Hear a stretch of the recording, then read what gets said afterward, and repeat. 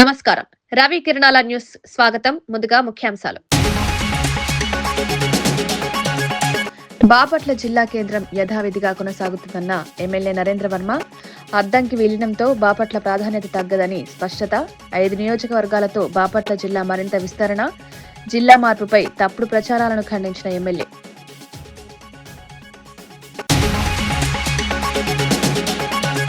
హైదరాబాద్ ను సీఎం రేవంత్ చిన్నచూపు చూస్తున్నారని బీఆర్ఎస్ విప్ వివేకానంద ఆరోపణ. మెట్రో రద్దులు, హైడ్రా చర్యలతో నగరానికి నష్టమన్న విమర్శ. నగర విభజనతో ప్రజలకు ఇబ్బందులు పెరుగుతాయన్న వ్యాఖ్య. హైదరాబాద్ అభివృద్ధిపై స్పష్టమైన విధానం కోరిన బీఆర్ఎస్.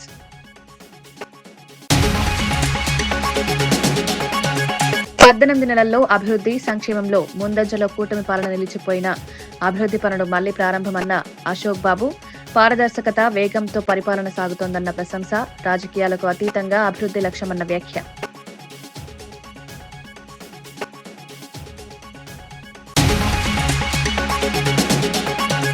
అపారెల్ పార్క్ ను సందర్శించిన కేటీఆర్. కాంగ్రెస్ ప్రజా వ్యతిరేక విధానాలతో నేత కార్మికులకు అన్యాయం జరుగుతోందని ఆగ్రహం. 25,000 మంది మహిళలకు ఉపాధి కల్పించాలనే ఉద్దేశంతో పార్కును ఏర్పాటు చేసినట్లు వెల్లడి.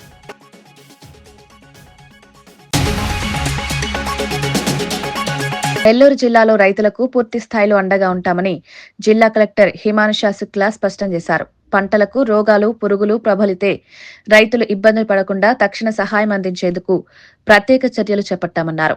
జిల్లా కేంద్రంలో రైతుల కోసం ప్రత్యేక కాల్ సెంటర్ను ఏర్పాటు చేశామని, పంటలకు సమస్య వచ్చిన వెంటనే రైతులు వీడియో లేదా ఫోటో తీసి వాట్సాప్ ద్వారా పంపించాలని సూచించారు. సమాచారం అందిన వెంటనే వ్యవసాయ శాస్త్రవేత్తలు క్షేత్రస్థాయిలో పర్యటించి పరిశీలన చేస్తారన్నారు. శాస్త్రీయ విధానాలతో సమస్యను గుర్తించి తగిన మందులు, సలహాలు అందిస్తామని తెలిపారు. పంట నష్టాలు తగ్గించడమే లక్ష్యంగా ప్రభుత్వం పనిచేస్తోందని, రైతులు భయపడాల్సిన అవసరం లేదని కలెక్టర్ భరోసా ఇచ్చారు. రైతుల సమస్యలను వేగంగా పరిష్కరించేందుకు యంత్రాంగం అప్రమత్తంగా ఉందన్నారు. జిల్లాకు వచ్చి ఇప్పుడు ఆల్మోస్ట్ 3.5 months అయింది. ఈ 3.5 monthsలో రకరకాలుగా ప్రోగ్రామ్స్ స్టార్ట్ చేయడం జరిగింది. తర్వాత జిల్లాలో ఉన్న సమస్యల్ని కొంత పరిష్కారం చేయడం జరిగింది. ఈరోజు 31 December. సో ఈ లాస్ట్ 3.5 monthsలో ఏమేం చేయగలిగాము, తర్వాత రాబోయే రోజుల్లో ఇంకా ఏమేం చేయడానికి ఆలోచన ఉంది, దీని మేరకు ఈ ప్రెస్ కాన్ఫరెన్స్ పెట్టడం జరిగింది. ముందుగా మీ అందరికీ తెలుసు, ఈ జిల్లాలో ఫార్మర్స్ సంబంధించిన, వ్యవసాయం సంబంధించిన కొన్ని ఇనిషియేటివ్ తీసుకోవడం జరిగింది. ఛాంపియన్ ఫార్మర్స్ పేరు మీద ఒక ప్రోగ్రామ్ ఇంట్రొడ్యూస్ చేశాము. దీనికి కంటిన్యూషన్గా ఇంకోటి ప్రోగ్రామ్ ఈరోజు లాంచ్ చేయడం జరుగుతున్నాయి. మీ అందరికీ తెలుసు, ఇప్పుడు గవర్నమెంట్ తరపున మన అగ్రికల్చర్ సైంటిస్ట్ చాలామంది అపాయింట్ చేయడం జరిగింది. వాళ్ళు కృషి విజ్ఞాన్ కేంద్ర కానీ, ఆత్మలో కానీ అట్లాంటి ఆర్గనైజేషన్స్లో ఈ సైంటిస్ట్, ఈ నిపుణులు మా దగ్గర ఉన్నారు. కానీ వాళ్ళ సర్వీసెస్ ఫార్మర్స్ దగ్గర వరకు చేరడం లేదు, కొంత గ్యాప్స్ ఉన్నాయి. సో ఒక వినూత్నమైన ఆలోచనతో ఇప్పుడు జిల్లాలో ఒక కాల్ సెంటర్ పెడుతున్నాము. రాబోయే రోజుల్లో వ్యవసాయం సంబంధించిన, లేకపోతే హార్టికల్చర్ సంబంధించిన, లేకపోతే ఏమైనా సమస్య వచ్చినప్పుడు డైరెక్ట్గా రైతు ఈ నంబర్కి కాల్ చేస్తే వాళ్ళకి ఉన్న సమస్యకి నేరుగా వాళ్ళ సైంటిస్ట్ ఆ ప్రాబ్లమ్ని సాల్వ్ చేయగలుగుతారు. దీంతో ఒక వాట్సాప్ నంబర్ కూడా ఇవ్వడం జరిగింది. సో సపోజ్ రాబోయే రోజుల్లో మామిడిలో ఏమైనా ఇన్ఫెక్షన్ వస్తే, ఏమైనా పెస్ట్ వస్తే వాళ్ళు ఫోటో తీసేసి ఈ వాట్సాప్ నంబర్కి పంపిస్తే ఆ సైంటిస్ట్ దీన్ని చూసుకొని ఏ మందు వాడాలి, ఏం చేయాలి నేరుగా ఫార్మర్స్కి చెప్పగలుగుతారు. సో ఇప్పుడు మన దగ్గర గవర్నమెంట్ ద్వారా, అగ్రికల్చర్ డిపార్ట్మెంట్ ద్వారా 8 సైంటిస్ట్ అలాట్ చేయడం జరిగింది ఈ జిల్లాకి. మేము ఎలా చేసామంటే, ఫస్ట్ క్రాప్ వారీగా అగ్రికల్చర్, హార్టికల్చర్, ఎక్వాకల్చర్ ఆ ప్రకారం దీన్ని డివైడ్ చేసాము. నెక్స్ట్ టైప్ ఆఫ్ సమస్య, అంటే కొంతమందికి అంటే ఇన్సెక్టిసైడ్స్ సమస్య ఉంటే అది, లేకపోతే ఈల్డ్ సరిగా రావడం లేదు అట్లాంటి సమస్య. సో ఇలా ప్రాబ్లం వారీగా కూడా ఈ 8 మందిని డివైడ్ చేయడం జరిగింది. సో అగ్రికల్చర్ డిపార్ట్మెంట్ అంటే ప్రైమరీ సెక్టర్. సో ఎప్పుడు మన అగ్రికల్చర్ కాకుండా ప్రైమరీ సెక్టర్ లాగా అడ్రస్ చేస్తున్నాము. District agriculture officer, horticulture officer, animal husbandry and district fisheries officer, ఈ నలుగురు కలిపి ఈ ప్రోగ్రామ్ని ముందు తీసుకువెళ్ళడం జరుగుతుంది. సో దీనికి సంబంధించిన ఇంకా వివరాల గురించి నేను డిస్ట్రిక్ట్ అగ్రికల్చర్ ఆఫీసర్ని కోరుతున్నాను. కూటమి ప్రభుత్వం 18 నెలల పాలనలో రాష్ట్రాన్ని అభివృద్ధి సంక్షేమ మార్గంలో దూసుకువెళ్తోందని మాజీ ఎమ్మెల్సీ పరుచూరి అశోక్ బాబు అన్నారు. గత ప్రభుత్వ నిర్లక్ష్యంతో నిలిచిపోయిన అనేక అభివృద్ధి పనులు ఇప్పుడు తిరిగి ప్రారంభమయ్యాయన్నారు. సంక్షేమ పథకాలు ప్రజలకు నేరుగా చేరేలా ప్రభుత్వం చర్యలు తీసుకుంటోందన్నారు. పరిపాలనలో పారదర్శకత, వేగం పెరిగిందని పేర్కొన్నారు. పెట్టుబడులు ఆకర్షించడంలో ప్రభుత్వం విజయవంతమవుతోందని తెలిపారు.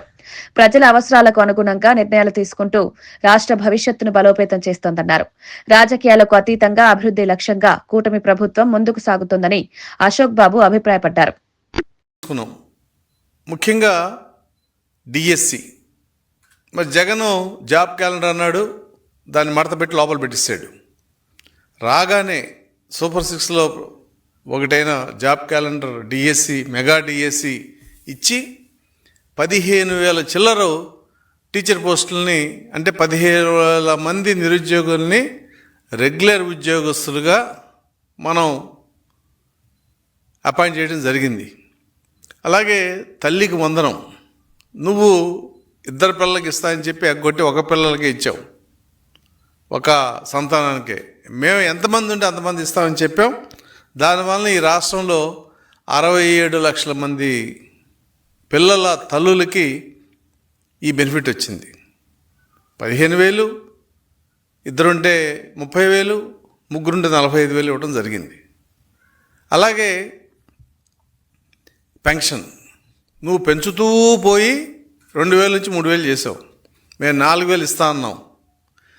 ప్రభుత్వ ఉద్యోగులకి పిఆర్సీ ఏరియస్ లాగా ఏప్రిల్, మే, జూన్ 3 నెలల పెన్షన్ కూడా ఆ 3,000 నుంచి 4,000 ఏదైతే పెరిగిందో ఆ పెన్షన్ కూడా మేము ఏరియస్తో సహా మొదటి నెల 7,000 రూపాయలు ఇచ్చిన ఘనత తెలుగుదేశం పార్టీదే. ఆ రోజు ప్రజల యొక్క ఆనందం, ఆ కళల్లో ఆ కాంతులు అనేది చూస్తే తప్ప తెలుస్తుందే కానీ నువ్వు ఏదో తాడేపల్లి కోటలో ఉంటే నీకు అర్థం కాదు. అంటే భారతదేశంలో 4,000 పెన్షన్ అనేది ఆంధ్ర రాష్ట్రం ఒకటే ఇస్తుంది. ఏ రాష్ట్రంలో 4,000 లేవు.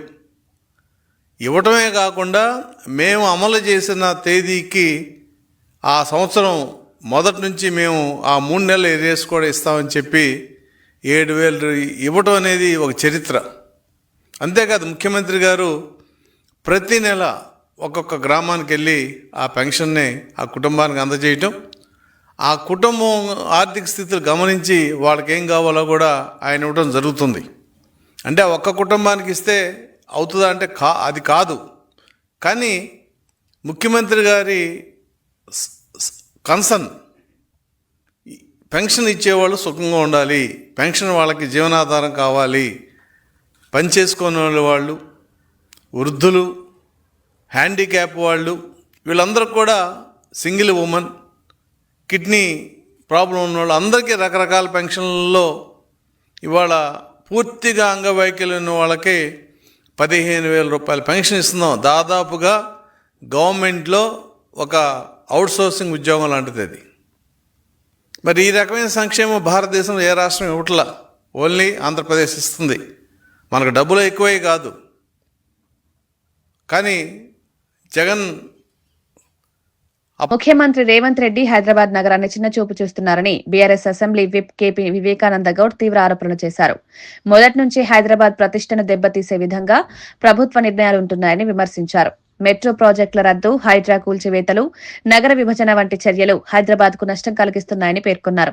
హైదరాబాద్ ను పట్టించుకోకుండా ఫోర్ట్ సిటీ పేరుతో కొత్త కలలు కంటున్నారని ఎద్దేవా చేశారు. దూర గ్రామాలను నగర పరిధిలో కలపడం వల్ల ప్రజలకు తీవ్ర ఇబ్బందులు ఎదురవుతున్నాయని తెలిపారు. జీహెచ్ఎంసీ పోలీస్ కమిషనరేట్ల విభజన కూడా గందరగోళంగా మారిందని ఆరోపించారు. హైదరాబాద్ అభివృద్ధిపై ప్రభుత్వం స్పష్టమైన విధానం ప్రకటించాలని డిమాండ్ చేశారు.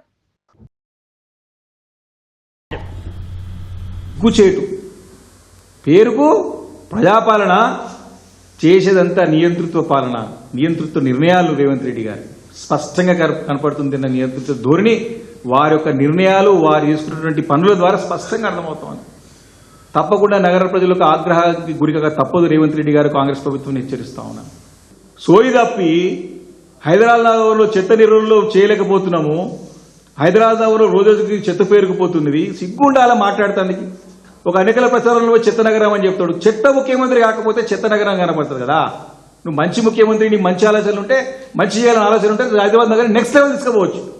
మీరు చక్కగా హైదరాబాద్ నగరాన్ని రూపుదిస్తే ఈరోజు హైదరాబాద్ అడ్డమైన తీసుకొచ్చి నీ అనుకూలమైనకేమో నోటీస్ ఇస్తావు, లేని కూలగొడతావు.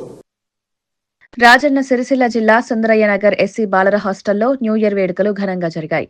ఈ కార్యక్రమంలో బీఆర్ఎస్ వర్కింగ్ ప్రెసిడెంట్ కేటీఆర్ విద్యార్థులతో కలిసి పాల్గొన్నారు.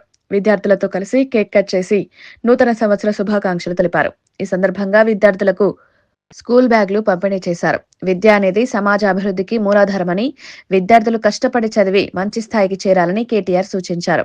పేద కుటుంబాల నుంచి వచ్చిన విద్యార్థులు అవకాశాలను సద్వినియోగం చేసుకోవాలని తెలిపారు. హాస్టళ్లలో మౌలిక వసతులు మెరుగుపడేలా తాము ఎప్పుడూ అండగా ఉంటామని హామీ ఇచ్చారు.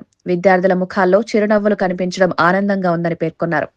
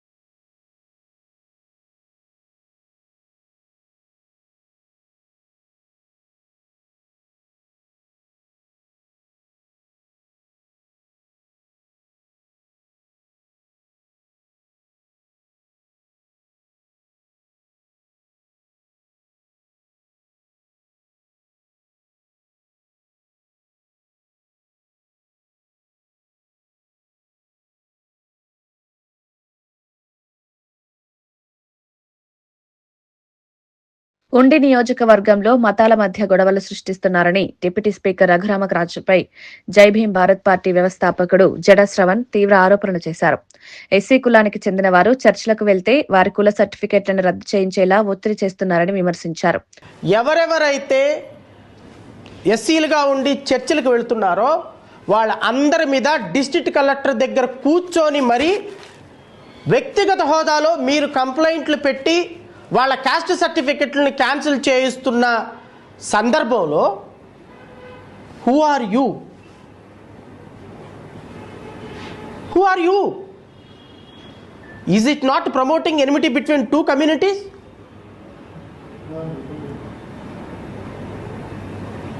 పోనీ ఈ కోన జోసెఫ్ అనేటువంటి వ్యక్తి నీ మీద ఏమైనా కంప్లైంట్ పెట్టాడా? పోనీ నీకు తెలిసిన వాళ్ళ మీద ఏమైనా కంప్లైంట్ పెట్టాడా? ఏమంటే ఆయన ఎస్సీ కాదు, ఆయన చర్చికి వెళ్తున్నాడు, నా మీద కంప్లైంట్ పెట్టాడు, నేను బాధితుడిని కాబట్టి అతను క్యాస్ట్ సర్టిఫికేట్ క్యాన్సిలేషన్ చేయండి అని చెప్పేసి నువ్వు కలెక్టర్ కంప్లైంట్ పెట్టు, వెరీ గుడ్, అప్రిషియేట్. కానీ who are you sir?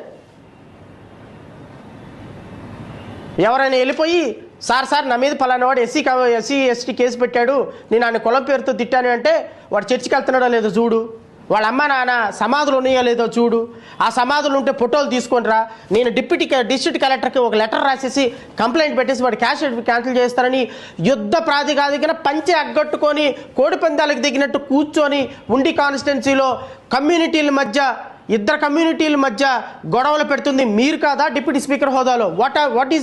What is your locus? What is this?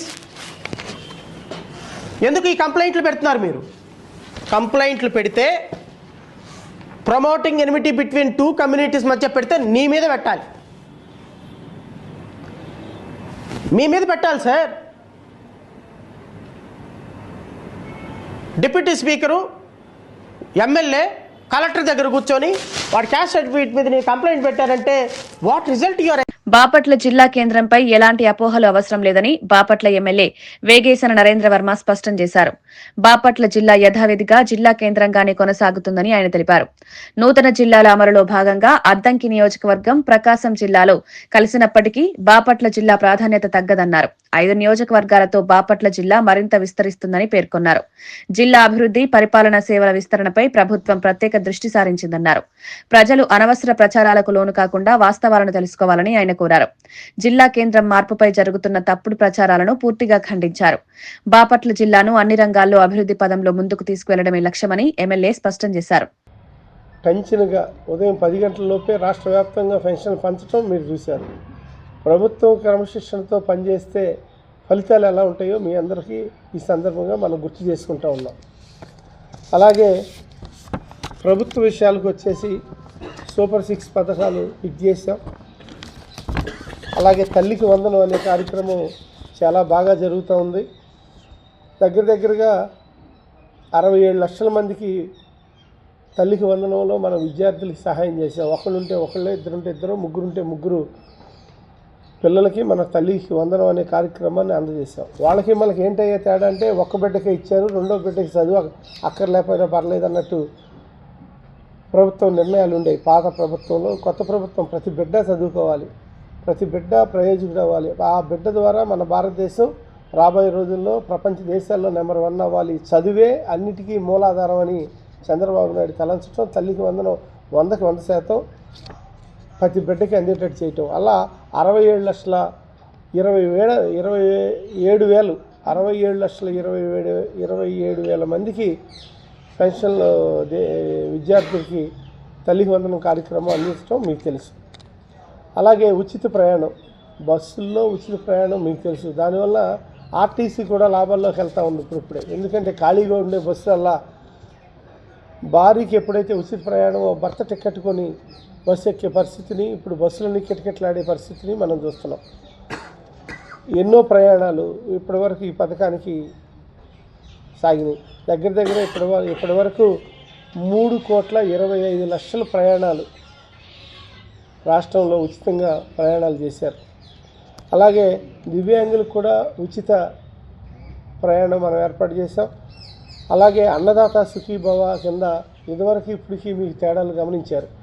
అప్పట్లో ఎంత ఇచ్చింది ప్రభుత్వం, ఇప్పుడు మనం ఎంత ఇస్తున్నామని పోల్చుంటే అప్పుడు 14,000, 6,000 రూపాయలు వాళ్ళు, 7,000 రూపాయలు ఏళ్ళు, సుమారుగా 13,000 ఇచ్చినట్టున్నారు వాళ్ళు. 13,500 ఎంతో. మనము దగ్గరగా 6,000 రూపాయలు సెంట్రల్ గవర్నమెంటు, 14,000 రూపాయలు స్టేట్ గవర్నమెంట్ కలిపి 20,000 రూపాయలు ప్రతి సంవత్సరం ఇస్తున్నాం.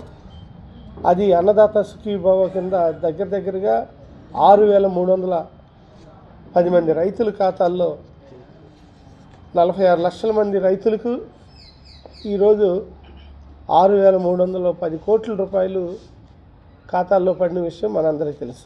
నెల్లూరు నగర మున్సిపల్ సాధారణ సమావేశంలో రాజకీయ ఉద్రిక్తత నెలకొంది. వైసీపీ, టీడీపీ కార్పొరేటర్ల మధ్య తీవ్ర వాగ్వాదం చోటు చేసుకుంది. పలు అభివృద్ది అంశాలు, నిధుల వినియోగంపై ఇరు వర్గాల మధ్య మాటల యుద్ధం జరిగింది. సమావేశం కొంతసేపు గందరగోళంగా మారడంతో అధికారులు జోక్యం చేసుకోవాల్సి వచ్చింది. ప్రజా సమస్యల పరిష్కారంపై చర్చ జరగాల్సిన సమావేశం రాజకీయ ఆరోపణలకే పరిమితమైందని విమర్శలు వినిపిస్తున్నాయి. కార్పొరేటర్లు సంయమనం పాటించి ప్రజా సమస్యలపై దృష్టి పెట్టాలని పలువురు సూచించారు. సమావేశాన్ని శాంతియుతంగా కొనసాగించేందుకు మేయర్, అధికారులు ప్రయత్నించారు. నూతన యంత్రాల కొనుగోలుకు సంబంధించి, అనేక అభివృద్ధి కార్యక్రమాలకు సంబంధించి, సిబ్బంది ప్రమోషన్లకు సంబంధించి అనేక అంశాలను ఈరోజు కౌన్సిల్ ఏకగ్రీవంగా ఆమోదించుకోవడం జరిగింది. ఈరోజు చాలా సంతోషంగా ఉంది. నేను ఇన్ఛార్జ్ మేయర్గా బాధ్యతలు చేపట్టిన తర్వాత మొట్టమొదటి సాధారణ సమావేశం.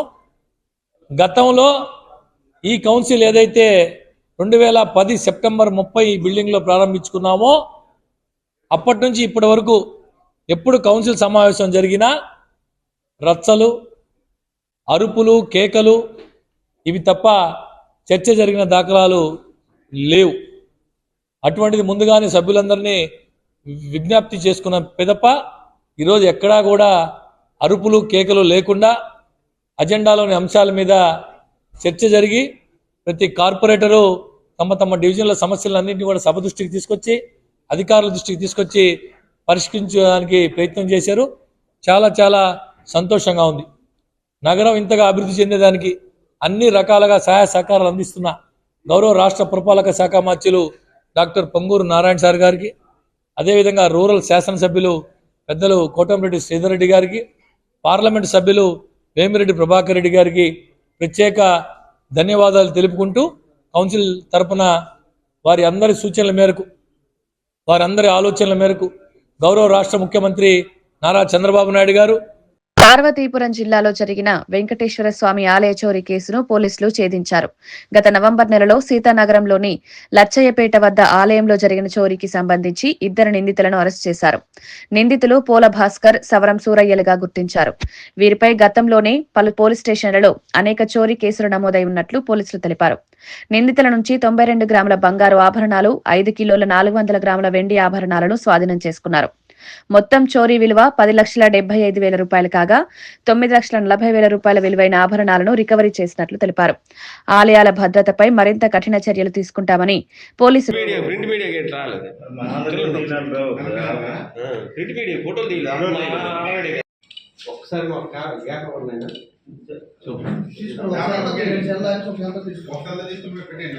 ఇవాళ మిమ్మల్ని ఇక్కడ పిలవడానికి ముఖ్య ఉద్దేశము 1/11/2025 రాత్రి ఒక దొంగతనం జరిగింది. లక్షపేటలోని ఒక ఎన్సిఎస్ ఫ్యాక్టరీ, షుగర్ ఫ్యాక్టరీ ప్రెమిసెస్లో ఉన్న ఒక వెంకటేశ్వర స్వామి ఆలయంలో ఒక దొంగతనం జరిగింది. దాని రిలేటెడ్ అక్యూజ్ని దర్యాప్తు చేస్తూ ఉండగా ఇవాళ మాకు వాళ్ళు ఇచ్చిన కన్ఫెషన్ రిపోర్ట్లో కొన్ని కీలక విషయాలు తెలిసాయి. దాన్ని బట్టి మేము కొన్ని వస్తువులు రికవరీ చేయడం జరిగింది. ఆ విషయాన్ని మీ ముందు ప్రస్తావించడానికి ఈ ప్రెస్ కాన్ఫరెన్స్ పెట్టడం జరిగింది. సవరం సూర్యం అని ఎవరైతే ఉన్నారో 40 కేసులలో ఇన్వాల్వ్ అయ్యారు. ఈయన మొత్తం కేసులు కూడా మోస్ట్లీ టెంపుల్ అఫెన్సెసే ఉన్నాయండి. ఈ పోలా భాస్కర్రావు పైన 71 కేసులు ఉన్నాయి. అందులో మిక్స్ ఆఫ్ కేసెస్ ఉన్నాయి, బట్ మోస్ట్లీ టెంపుల్ అఫెన్సెస్లో ఉన్నాడు అతను కూడా. సీతానగరం మండల్ అండి. వీళ్ళది పోలా భాస్కర్రావు వచ్చేసి జోగంపేట గ్రామము, సీతానగరం మండల్. అండ్ సవరం సూర్యం వచ్చేసి గుర్రాలమెట్ట గ్రామము, హీరా మండలం, శ్రీకాకుళం జిల్లా అండి. ఇప్పుడు ఆల్రెడీ ఒక కేసులో ఇన్వాల్వ్ అయ్యారు. ఆ తర్వాత వీళ్ళని జ్యుడిషియల్ కస్టడీ కింద బొబ్బిలిలో ఉంచారు. దెన్ వీళ్ళిద్దరూ మధ్య ఒక స్నేహం ఏర్పడినట్టుంది. ఆ తర్వాత వీళ్ళు దీనికి పాల్పడ్డారు. లచ్చంపేటలో కూడా ఇలాంటి ఆఫెన్స్ ఒకటి ఆల్రెడీ వీళ్ళిద్దరూ మోడస్ ఆపరండి టెంపుల్ థెఫ్టే కాబట్టి వీళ్ళ జ్యుడిషియల్ కస్టడీలో ఉన్నప్పుడు దీని గురించి ఒక ప్లాన్ వేసుకొని ఇది చేయాలి అన్న ఉద్దేశంతో చేశారు అని చెప్పి మాకు దర్యాప్తులో తెలిసిందండి. శివలింగం ధ్వంసం ఘటనపై జిల్లా ఎస్పీ కీలక వివరణ ఇచ్చారు. ఈ ఘటనలో ఎలాంటి రాజకీయ కుట్ర లేదని స్పష్టం చేశారు. నిందితుడు ఇతర మతానికి చెందినవాడు కాదని, వ్యక్తిగత కక్షతోనే శివలింగాన్ని ధ్వంసం చేశాడని తెలిపారు. పూజారిపై ఉన్న కోపమే ఈ ఘటనకు కారణమని ప్రాథమిక విచారణలో తేలిందన్నారు. ఈ ఘటనకు మతపరమైన రంగు పులమవద్దని ప్రజలను కోరారు. శాంతి భద్రతలకు భంగం కలిగించే ప్రయత్నాలు ఎవరు చేసినా కఠిన చర్యలు తప్పవని హెచ్చరించారు. నిందితుడిపై చట్ట ప్రకారం కఠిన చర్యలు తీసుకుంటామని తెలిపారు. ప్రజలు అపోహలకు లోను కాకుండా సహకరించాలని ఎస్పీ విజ్ఞప్తి చేశారు. ఇన్ఫర్మేషన్ వచ్చింది, అది ఇన్ఫర్మేషన్ మీద బేస్ చేసుకొని వెంటనే మా పోలీస్ టీమ్స్ అక్కడ రెస్పాండ్ అయ్యారు. వెంటనే మేము కూడా వాళ్ళకి 6 టీమ్స్లో ఫామ్ చేసి అంత చుట్టుపక్కల ఉన్న అంత సీసీటీవీ కెమెరాస్కి వెరిఫై చేసుకోమని చెప్పాము. So all our teams they verified all the CCTV cameras in the nearby areas. అది సీసీటీవీ కెమెరాస్ ఐడెంటిఫై చేసిన తర్వాత ఒక్కొక్క సీసీటీవీ నుంచి we got one footage in which ఒక పర్సన్ అక్కడ near by that pond and that area కొంచెం loitering చేసినప్పుడు ఒక పర్సన్ ఫుటేజ్ దొరికింది. That person was seen going inside the temple through one gate and coming back within the span of 15 to 20 minutes. అది CCTV కొంచెం డీటెయిల్డ్గా మనకి verify చేస్తే we identified one person by the name Seelam Srinivas. అతను అంటే రామచంద్రపురం మండల్లో Thottapeta village నుంచి ఉన్నారు. అతనికి based on the scooty in which he has come and his clothes మేము ఐడెంటిఫై చేసి అతనికి వీ హ్యావ్ గాట్ హిమ్. అది తర్వాత అతనికి బ్యాక్గ్రౌండ్ చూస్తే ఈ తాడిపత్రి ప్రజల మార్పు కోసమే తాను ఒక రోజు దీక్ష చేపట్టినట్లు జేసీ ప్రభాకర్ రెడ్డి సంచలన ప్రకటన చేశారు. రేపు తాడిపత్రిలోని గాంధీ విగ్రహం వద్ద ఈ దీక్ష చేపట్టనున్నట్లు తెలిపారు. నియోజకవర్గంలో జరుగుతున్న సమస్యలు, అభివృద్ధి లోపాలను ప్రజల ముందు ఉంచేందుకే ఈ దీక్ష చేస్తున్నారని చెప్పారు. తాడిపత్రి ప్రజల భవిష్యత్తుపై తనకు పూర్తి బాధ్యత ఉందని పేర్కొన్నారు.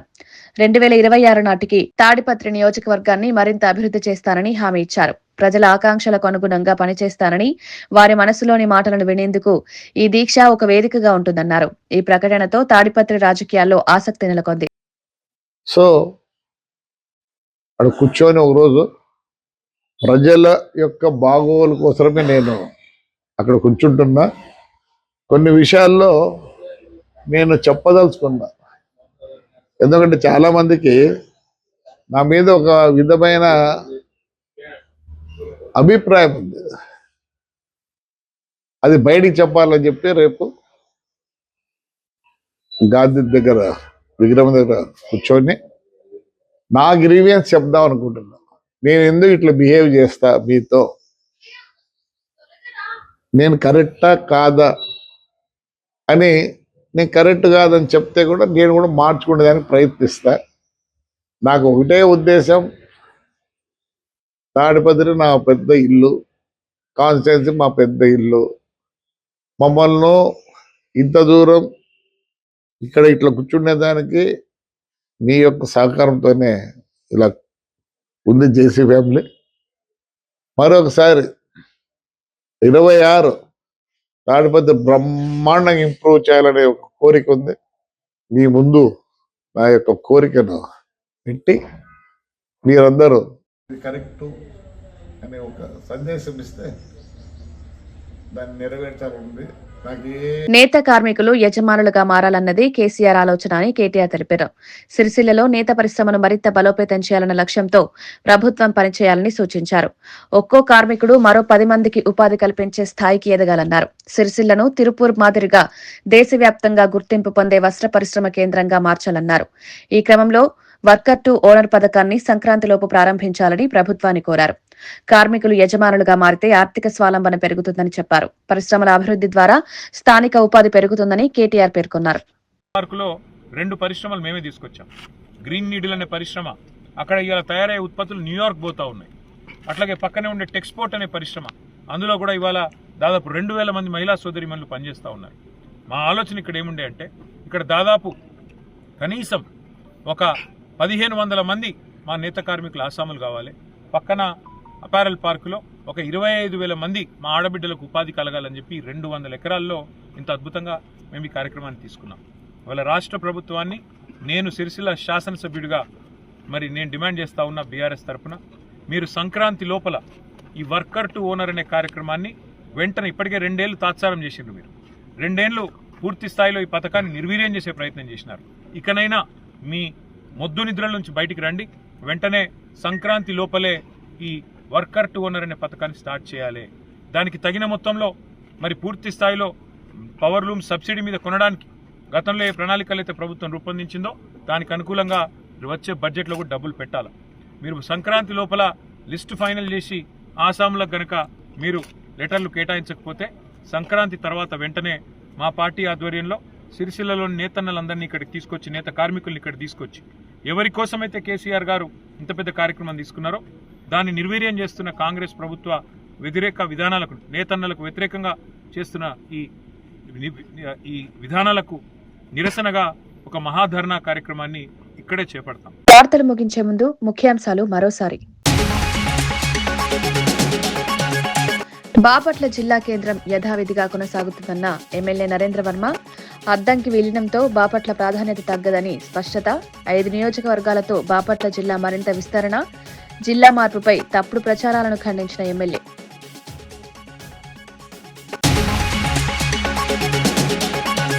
హైదరాబాద్ ను సీఎం రేవంత్ చిన్నచూపు చూస్తున్నారని బీఆర్ఎస్ విప్ వివేకానంద ఆరోపణ.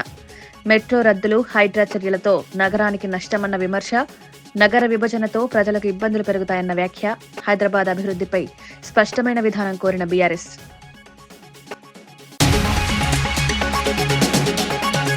18 నెలల్లో అభివృద్ధి సంక్షేమంలో ముందంజలో కూటమి పాలన నిలిచిపోయిన అభివృద్ధి పనులు మళ్లీ ప్రారంభమన్న అశోక్ బాబు, పారదర్శకత వేగంతో పరిపాలన సాగుతోందన్న ప్రశంస, రాజకీయాలకు అతీతంగా అభివృద్ధి లక్ష్యమన్న వ్యాఖ్య.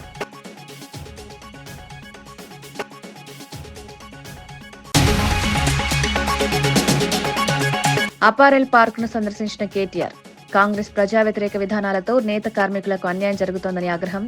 25,000 మంది మహిళలకు ఉపాధి కల్పించాలనే ఉద్దేశంతో పార్కును ఏర్పాటు చేసినట్లు వెల్లడి.